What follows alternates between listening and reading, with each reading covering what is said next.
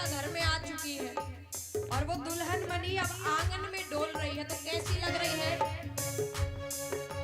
छोटी सी दुल्हनिया जब अंगना में डोलेगी, छोटी सी दुल्हनिया जब अंगना में डोलेगी, तेरे सामने मैया वो घूंघट ना खोलेगी, तेरे सामने मैया वो घूंघट ना खोलेगी, तेरे सामने मैया वो घूंघट ना खोलेगी। वो मेरे सामने मैया वो घूंघट ना खोलेगी। ताऊ से जा कहो बैठेंगे द्वार पे, राधिका गोरी से जिनकी चोरी से मैया करा दे मेरो ब्याह। राधिका गोरी से जिनकी चोरी से मैया करा दे मेरो ब्याह।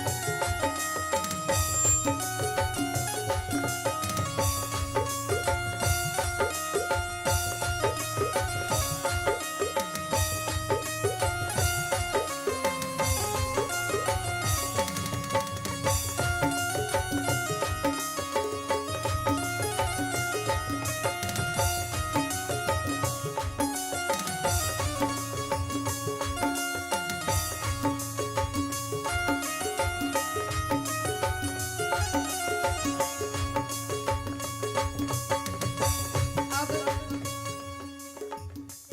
यशोदा मैया भगवान की इन बातों पर ज्यादा ध्यान नहीं दी और इतना क्या सोच रही है कि मेरा इतना सा लाला है और इतनी अच्छी अच्छी बातें करता है। सुन बात लाला की मैया बैठी मुस्काए, सुन बात लाला की मैया बैठी मुस्काए, लेके बलैया मैया हृदय से अपने लगाए, लेके बलैया मैया हृदय से अपनी लगाए, लेके बलैया मैया हृदय से अपने लगाए। लेके बलैया मैया हृदय से अपनी लगाए। नजर कहीं लग जाए ना मेरे लाल को, राधिका गोरी से जिनकी चोरी से मैया करा दे मेरो ब्याह।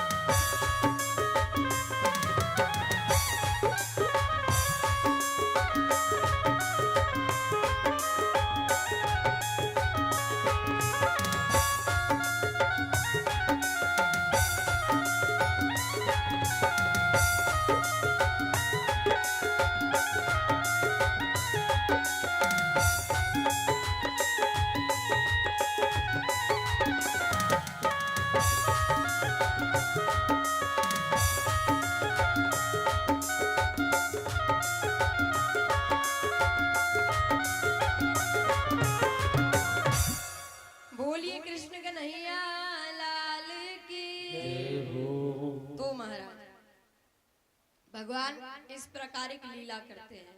और वो जो बात भगवान के मन में रह गई थी चोरी करने की, तो वो भगवान ने अब फिर से एक और सोचा कि अब फिर से चोरी की जाए। वो चोरी जो भगवान की अधूरी रह गई थी घर में ही, उसको भगवान ने फिर से की। वही दोपहर का समय, और भगवान गए माखन के कमरे में। माखन के कमरे में भगवान गए, और गए तो भगवान ने हांडी अपनी तरफ खींची, नवनीत निकाला, आज भगवान ने खा भी लिया। लेकिन अब एक से उनका मन भरता है क्या?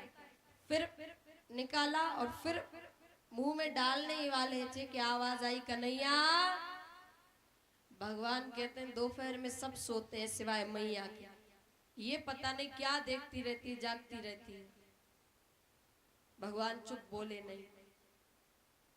यशोदा मैया देखी कि आवाज आ रही है पर बोल नहीं रहा।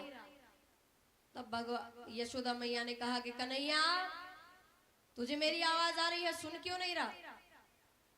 तो भगवान कहते कि मैया, मैं बहुत बड़ी समस्या के समाधान में लगा हूं। यशोदा मैया कहते हैं समस्या तो बड़े बूढ़ों को होती है, तुझे काहे की समस्या हो गई? अरे बोले मैया, तूने जो सोने को कड़ूलो पहनाओ था ना हाथ में, तो बोले हाँ। बोले इस पे जब सूर्य की किरण पड़ती है तो जो गर्म हो जाता है, गर्म हो जाता है, इतना गर्म हो जाता है मेरा हाथ जल जाता है। तो मैंने एक अच्छे वैद्य ने बताया था कि माखन ठंडा होता है, माखन की तासीर ठंडी होती है, तो मेरा हाथ गर्म हो गया, इसलिए मैंने हाथ डाल दिया। अब भगवान भूल गए कि उन्होंने खाया भी है, और छोटे बच्चे जब खाते हैं तो सब लग जाता है, भगवान के मुंह में भी लगा है। यशोदा मैया ने कहा जलन तो हाथ में हुई, ये मुंह तक कैसे पहुंचा? भगवान भी हार मानने वाले नहीं है। भगवान ने कहा मैया, अरे यहाँ की जलन ठंडी होके कहीं तो जाएगी, तो वो चढ़ते चढ़ते चढ़ते चढ़ते मुंह तक चली गई। अब भगवान ने सोचा ऐसा ना हो खाते हुए भी देख लिया हो, तो भगवान ने कहा फिर वो मुंह से पेट तक चली गई। तो अब मैंने एक खा भी लिया, लेकिन एक ही खाया। फिर वही बात, यशोदा मैया ये तो भूल गई कि चोरी की, ये चतुराई देख रही हैं कि पकड़ा ना जाए, इसलिए इसने कितनी बातें बनाई। और फिर पूरे गोकुल में कहती घूम रही हैं कि आज लाला ने ऐसी लीला की, आज लाला ने ऐसी लीला की। अब भगवान थोड़े बड़े हुए, ज्यादा बड़े तो नहीं हुए, तो भगवान ने यशोदा मैया से कहा कि मैया, अब मैं बड़ा हो गया हूं, तो मैं काम करने जाऊंगा, मैं गैया चराने जाऊंगा। जैसे अभी बच्चे बड़े हो जाते हैं तो कहते हैं हम काम अपना ही काम करेंगे, तो पहले काम का मतलब गैया चराना ही था।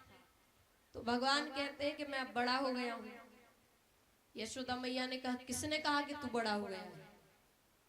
तो बोले नहीं, मैं तो गैया चराने जाऊंगा। तो यशोदा मैया ने कहा कि कन्हैया, सुबह से लेकर शाम तक गैया चराना होता है, शाम को घर लौटते हैं, चला जाना, लेकिन जूतियां पहन के जाना। जैसे कहा, तो भगवान कहते हैं कि यदि मैं जूतियां पहनूंगा तो जितनी भी गैयाएं हैं सबके लिए जूतियां बनवाओ। यशोदा मैया कहती है पशु जूती नहीं पहनते। जैसे पशु कहा, भगवान जोर जोर से रोने लगे। भगवान कहते हैं मैया, गैया को पशु मत कहना, वो केवल एक पशु नहीं है। जैसे कि माँ के दूध में जैसे हम कहते हैं ना फर्क नहीं होता, ऐसे ही गौ माता के दूध में भी फर्क नहीं होता। गौ माता ये थोड़ी सोचती है दूध, हम आज दूध पी रहे हैं लोग, तो गाय का ही पी रहे हैं, तो वो ये तो नहीं सोचती उसके दूध में कोई फर्क नहीं होता, जैसे माँ के दूध में कोई फर्क नहीं होता। बच्चों को दूध पिलाने में माँ ये नहीं सोचती कि ये बड़ा होकर मुझे वृद्धाश्रम छोड़े आएगा या मुझे घर से निकाल देगा। इसी प्रकार गौ माता के दूध में भी कोई फर्क नहीं होता। वो भी ये नहीं सोचती कि क्या पता ये आज जो मेरा दूध पी रहा है ये मुझे जब मैं काम की नहीं रहूंगी तो मुझे बेच देगा, मुझे काट देगा। गैया को पशु मत कहना। और आपको पता हो या ना हो, एक गाय ही ऐसी है जो भगवान से तब भी थी और आज भी है। बाकी ग्वाल वाल यशोदा मैया सब चले गए, एक गैया ही ऐसी है जो भगवान से तब भी थी और आज भी है। तो उसका सम्मान करो। वो आपके दरवाजे पे आती है, कुछ नहीं मांगती आपसे, बस एक रोटी के सिवा। आज हमारे कारण कितनी गैयाओं की मृत्यु हो रही है। क्यों? हम जो प्लास्टिक पनी फेंकते हैं उनसे इतनी मृत्यु हो रही है गैयाओं की। और क्यों हो रही है?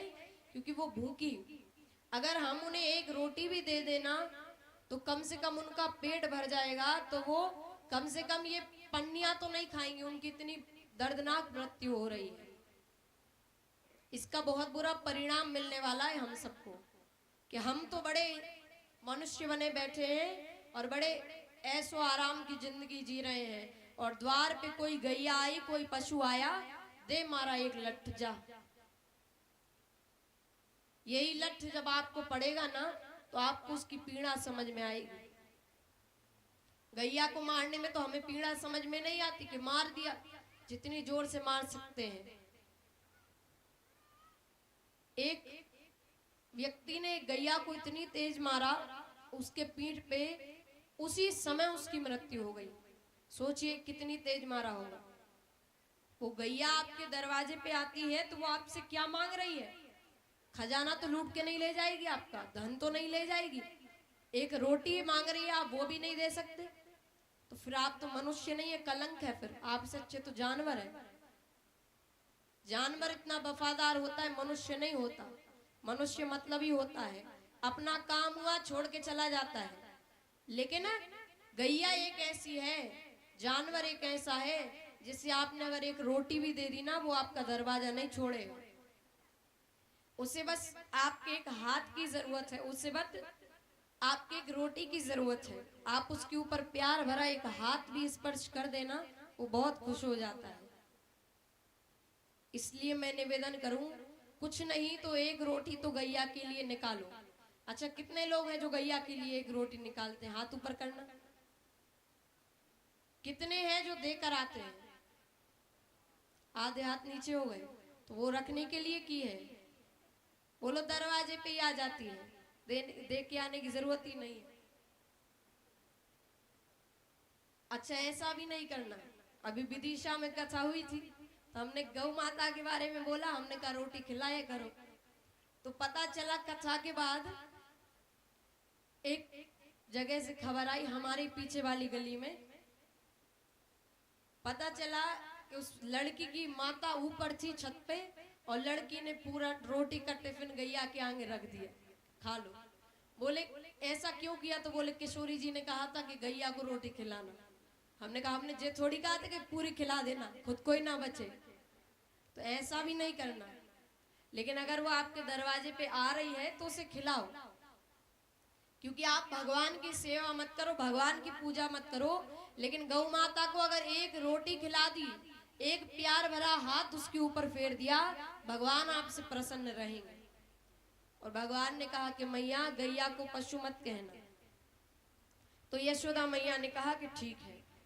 और अब भगवान गैया चराने जाते हैं। गैया चराने जाते हैं तो सुबह से शाम हो जाती है। शाम हो जाती है तो उसी समय गोपियां भी दूध दही की हांडियां लेकर बेचने जाती हैं। तो भगवान भी लौट रहे थे और गोपियां भी लौट रही थी। अब जरूरी तो नहीं है कि पूरी हांडियां बिक जाएं, कुछ बच भी जाती। तो गोपियां आ रही थी तो भगवान ने कहा कि गोपी, बड़े जोरों की भूख लग रही है, तनिक माखन हमें भी दे जा। तो गोपियों ने कहा कि कन्हैया, तुझे माखन देने का कोई लाभ नहीं है। क्यों नहीं है लाभ? बोले यशोदा मैया गोरी, नंद बाबा गोरे, बलदाऊ भैया गोरे, तू कालो को कालो, माखन खिलाए भी तो तब भी तू कालो। भगवान को क्रोध आया, भगवान ने उठाया पत्थर, सारी हांडियां फोड़ दी। अब वो हांडियां सिर पे रखी है गोपियों के, तो वो सब माखन में हो गई गोपियां। बोली अब आया हाथ, अब कहेंगे यशोदा से। बड़ा कहती है मेरा लाला चोर नहीं है, हम क्या पागल है अपनी हांडियां खुद अपने ऊपर उड़े लेंगे। अब बताएंगे तेरे लाला ने क्या किया। अब भगवान सोचे कि यदि आज ये पहुंच गई तो आज तो पिटाई पक्की है, आज कोई नहीं बचा सकता। तो भगवान गोपियों से पहले कैसे भी गिरते पड़ते जल्दी जल्दी दौड़ के गोपियों से पहले घर पहुंच गए। गोपियों से पहले घर पहुंचे, घर के बाहर ही भगवान मिट्टी में लोटपोट हो गए, बांसुरी तोड़ दी और मिट्टी में लोटपोट हो गए, बाल बिगाड़ लिए सब भगवान। और अब ऐसे गए अंदर। अब आप सोचिए, कृष्ण जैसा पुत्र और यशोदा मैया जैसी माता। पहली बार तो लाला घर से बाहर गया, पूरा दिन हो गया, शाम को लौट के आया, वो भी इस हालत में। यशोदा मैया ने कहा लाला क्या हुआ। भगवान कहते मैया, इतने भोले बने हैं। भगवान कहते मैया, मैं चुपचाप पेड़ के नीचे बैठा था, कुछ गोपियां आई, बोली बंसी बजा। मैं थक गया था, मैंने मना कर दिया कि मैं नहीं बजाऊंगा। तो गोपियों ने मुझे बहुत मारा, इतना मारा मेरी बंसी तोड़ दी, सबने मिलके मुझे मारा। अब तो यशोदा मैया, गोपियां सोच रही थी कि कान्हा की शिकायत लगाएंगे, पर यशोदा मैया इतनी गुस्से में है कि आज ये गोपियां आए। गोपियां आई तो यशोदा मैया बरस गई गोपियों पर। इतना क्रोध, इतना क्रोध। गोपियां एक ही बात कही कि तेरो लाल यशोदा छल गए। और इसके तो रंग ढंग ही बदल गए। अभी क्या था और अब क्या हो गया। गोपियां कहती हैं यशोदा, तेरो लाल यशोदा छल गयोरी, मेरो माखन चुरा कर बदल गयोरी। तेरो लाल यशोदा छल गयोरी, मेरो माखन चुरा कर बदल गयोरी। तेरो लाल यशोदा छल गयोरी, मेरो माखन चुरा के बदल गयोरी। मेरो माखन चुरा के बदल गयोरी।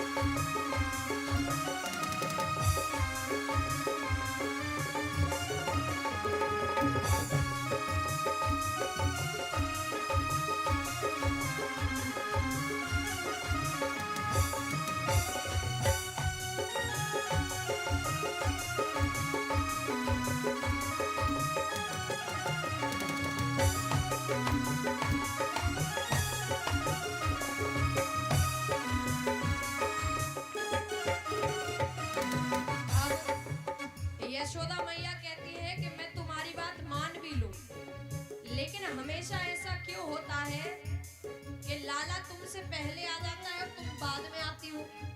अगर इतना ही है तो पकड़ के लेके क्यों नहीं आती मेरे पास? तो गोपियां कहती कैसे पकड़े?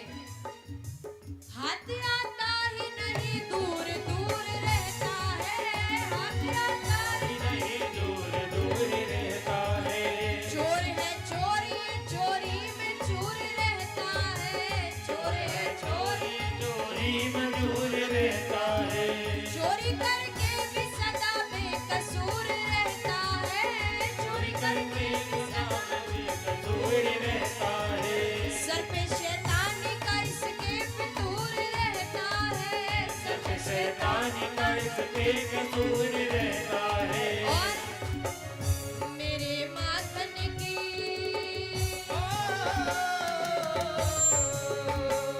मेरे माखन की मटकी को ढले गयो रे तेरो लाल यशोदा चले गयो रे तेरो लाल यशोदा चले गयो रे, तेरो लाल यशोदा चले गयो रे।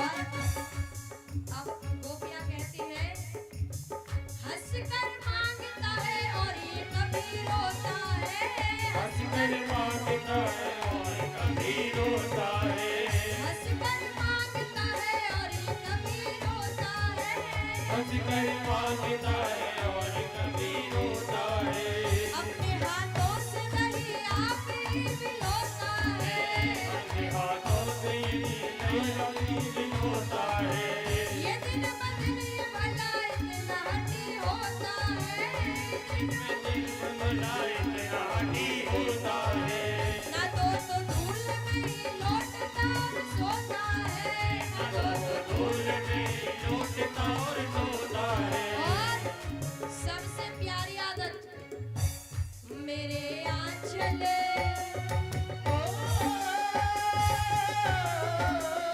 मेरो आंचल पकड़ के मचले गयो रे तेरो लाल यशोदा चले गयो रे, ओ मेरो लाल यशोदा चले गयो रे, मेरो लाल यशोदा चले गयो रे, ओ मेरो लाल यशोदा चले गयो रे।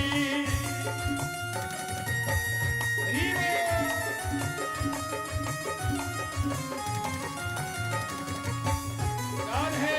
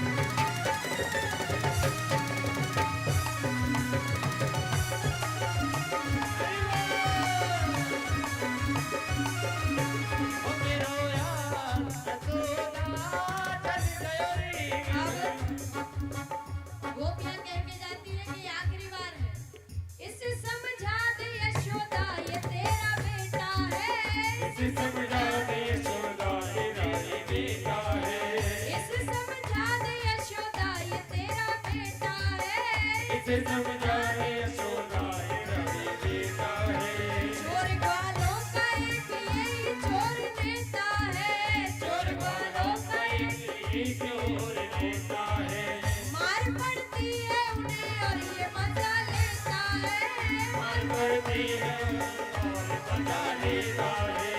इसके बदले में जरा बंसी बजा देता है, इसके बदले में जरा बंसी बजा लेता है। जया मोती तो जाकी शरणे गयो री, तेरो लाल यशोदा शरण गयो री, तेरो लाल यशोदा डर गयो री। तेरो लाल यशोदा शरण गयो री, तेरो लाल यशोदा डर गयो री। तेरो लाल यशोदा डर गयो री।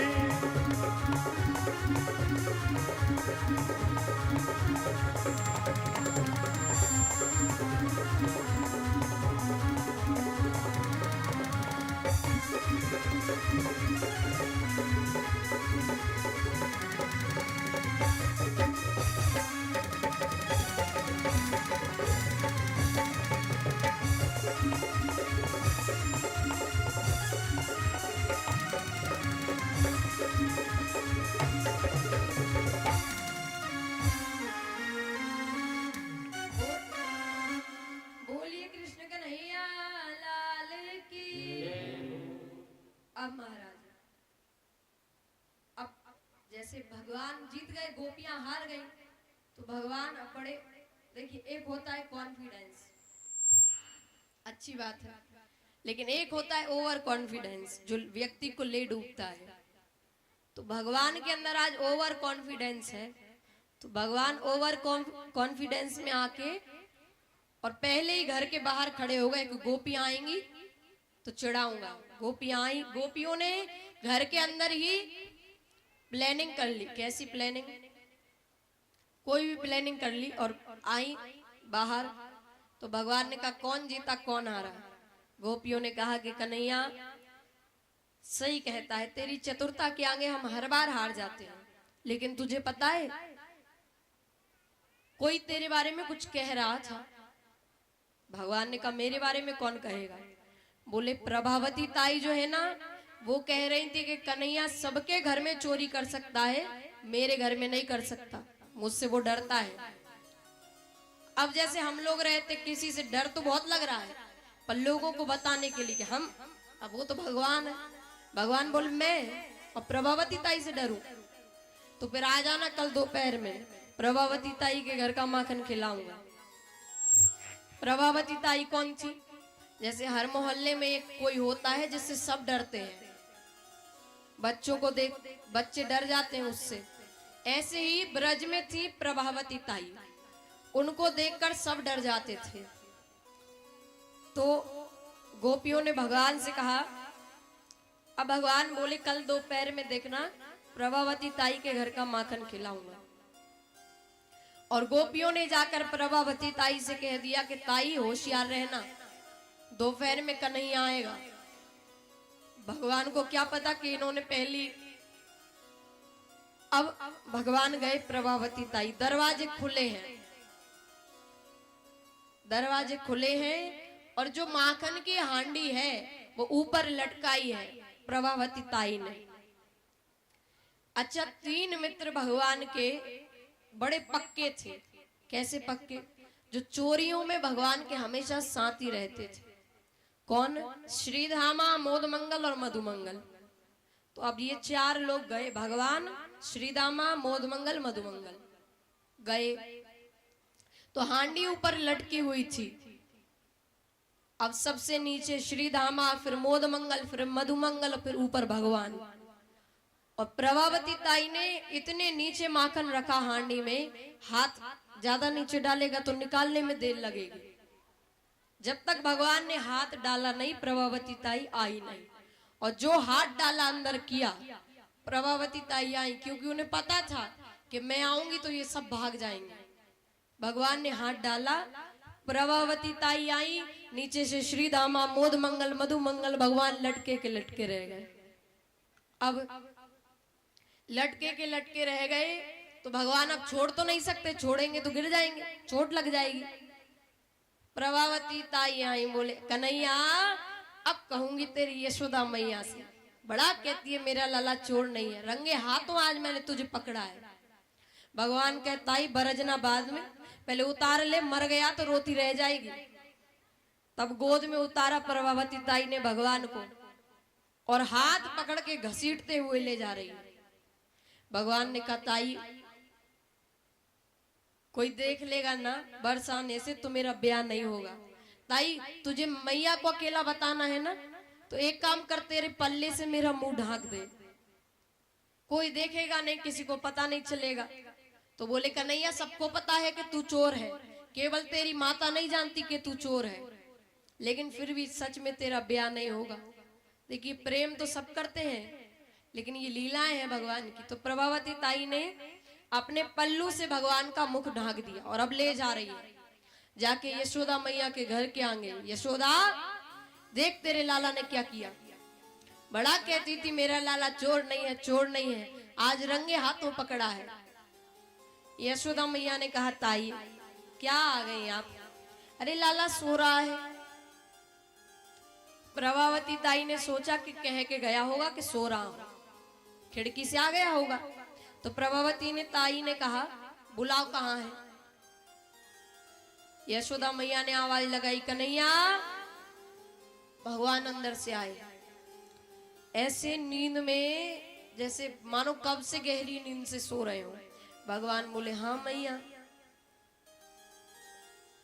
प्रभावती ताई कांप रही है। अच्छा क्यों कांप रही है?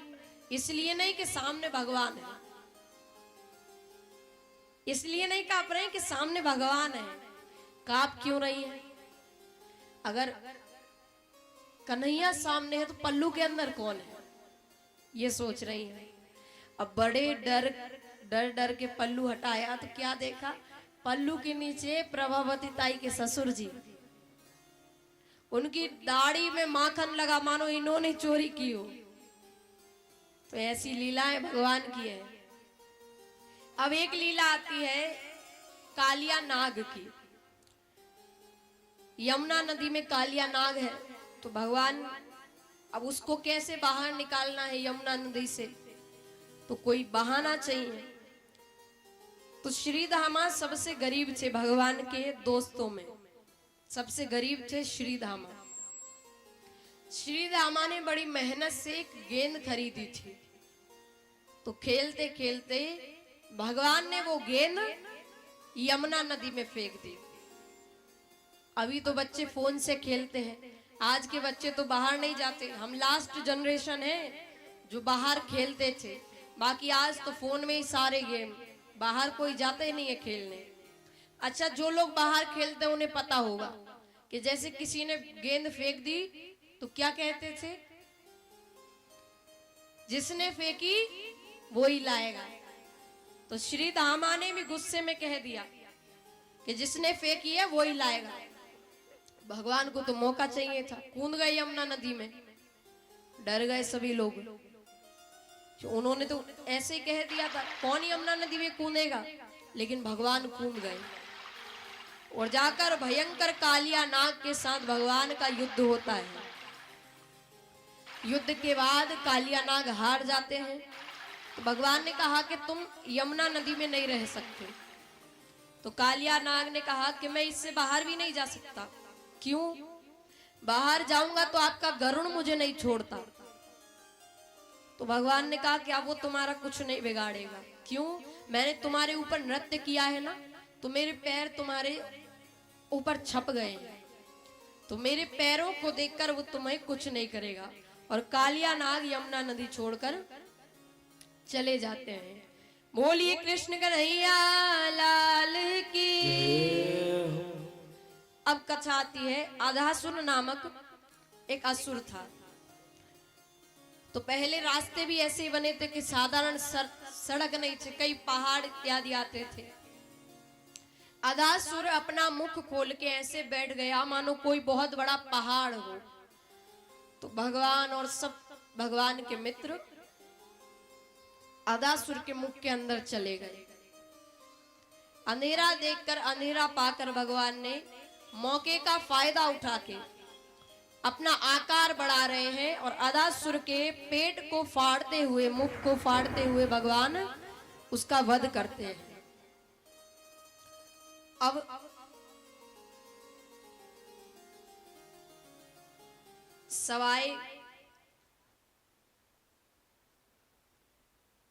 आए तो अब थक गए हैं तो पेड़ के नीचे बैठते हैं।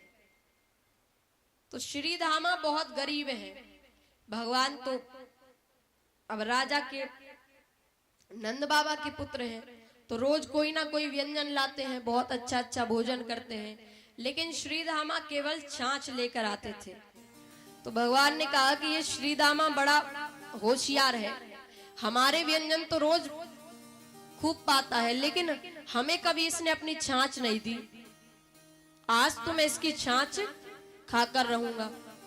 और ये सुनकर श्रीधामा जल्दी जल्दी उस छाछ को पी जाते हैं तो यहाँ पर कुछ छाछ गिर जाती है। तो भगवान अपने मुख से उस छाछ को चाट लेते हैं। ये दृश्य ब्रह्मा जी ने देखा कि ये भगवान है, अरे ये व्यक्ति किसी के मुख का छाछ चाट रहा है, ये भगवान हो सकता है। तो ब्रह्मा जी ने कहा मैं इसकी परीक्षा लूंगा। और सब सो गए थे तो ब्रह्मा जी ने सबको अपने पास बुला लिया। भगवान नेत्र खोले, देखे, भगवान तो सब समझते हैं। भगवान ने अपने से ही फिर से जितने ग्वाल वाल गए थे सबको फिर से अपने ही अंश से प्रकट कर दिया और एक सिद्ध ऋषि ने सबका विवाह करवा दिया। और तब रास लीला होती है। ब्रह्मा जी भूल गए ये सब करके। 1 वर्ष हो गया, तब याद आया कि अरे मैंने जो किया था वो देखने तो जाऊं, क्या बदला। नीचे आए तो सब वैसा का वैसा। ब्रह्मा जी को अपनी गलती का एहसास होता है कि मैंने गलत किया, ये तो भगवान ही थे। और ब्रह्मा जी भगवान से क्षमा मांगते हैं, एक स्तुति गाते हैं और भगवान उन्हें क्षमा करते हैं। अब यहाँ पर कथा आती है कि भगवान देखते हैं कि नंद बाबा और यशोदा मैया किसी पूजा की तैयारी कर रहे हैं, किसी पूजा की तैयारी कर रहे हैं। तो पूछा कि बाबा किसकी पूजा है? तो कहा कि हम इंद्र की पूजा करने वाले हैं। कहा इंद्र? भगवान कहते इंद्र कब से भगवान होगा वो? नंद बाबा ने कहा कन्हैया तू इंद्र को नहीं जानता? तो भगवान कहते हैं कि बाबा मैं इंद्र को जानूं, इंद्र के बापों को जानूं, मैं सबको जानता हूं, लेकिन इंद्र उसका काम है। नंद बाबा कहते हैं कन्हैया इंद्र की पूजा करेंगे, वो वर्षा करेंगे तो फसल अच्छी होगी, खेती अच्छी होगी। तो भगवान कहते हैं इसमें पूजा करने की क्या जरूरत है? आप बताओ, जिस व्यक्ति को काम सौंपा गया है तो वो तो करेगा ही काम, पूजा करो ना करो। तो भगवान कहते हैं कि इंद्र को तो काम सौंपा गया है, अब आप उसकी पूजा करो ना करो, उसे वर्षा करनी पड़ेगी। पूजा करनी है तो गोवर्धन पर्वत की करो, क्योंकि वो हमें बिना कुछ, वो हमसे कुछ नहीं मांगता। इन गोवर्धन पर्वत हमें बड़े बड़े तूफानों से बचाता है, हवाओं से बचाता है, औषधियां देता है। पूजा करनी है तो उसकी करो। तो नंद बाबा ने कहा कि इंद्र नाराज हो जाएंगे। तो भगवान कहते हैं मैं संभाल लूंगा। और देखिए इतना भरोसा है भगवान पर नंद बाबा को कि नंद बाबा कह रहे हैं कि ठीक है, कन्हैया ने कहा है तो वो संभाल लेगा। और अब सब लोग गोवर्धन पर्वत की पूजा के लिए जा रहे हैं। इंद्र को पता चला कि मेरी पूजन छोड़कर गोवर्धन पर्वत की पूजा हो रही है, तो इंद्र ने अपने बादलों से कहा कि जाकर आज ब्रज भूमि में इतना वर्षो कि पूरी ब्रज भूमि डूब जाए। और इंद्र के बादल आके आज ब्रज भूमि में इतना बरस रहे हैं, इतना बरस रहे हैं कि अब सब गए। और नंद बाबा ने कहा कि कन्हैया मैंने तुझसे कहा था कि इंद्र नाराज हो जाएंगे। भगवान ने कहा मैं संभाल लूंगा। और भगवान ने गोवर्धन पर्वत को उठाकर, और भगवान नहीं चाहते कि किसी को लगे कि भगवान ने अपनी छिंगली पर उठाया है। सबको भगवान ने कहा कि लाठियों से गोवर्धन पर्वत को उठा लो। आज पूरा ब्रज गोवर्धन पर्वत के नीचे है और भगवान गोवर्धन पर्वत को अपने एक छिंगली से उठाए। बोलिए गोवर्धन महाराज की। तो महाराज भगवान ने सबकी रक्षा की। और आइए अब गोवर्धन महाराज की पूजन होगी।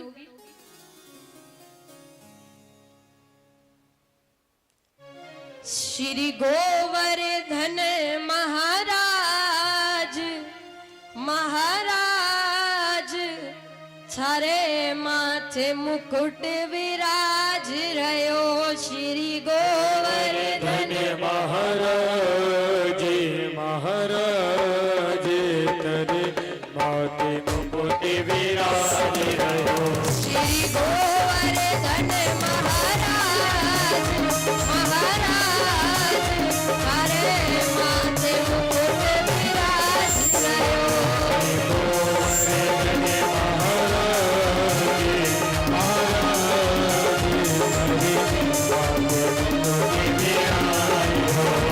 हरे माथे मुकुट विराज रहो।